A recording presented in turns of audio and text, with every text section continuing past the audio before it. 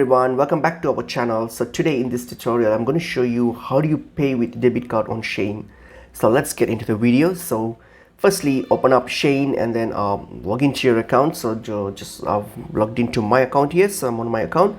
So and once you have logged in here, so what are you going to do if you're going to pay with your debit card? So firstly, just proceed with the purchase. So I'm going to add something to my card so that I can shop it. So probably I'll just choose something, probably this one here. Okay, this Bluetooth speakers. Yep, I'm going to add it to my card.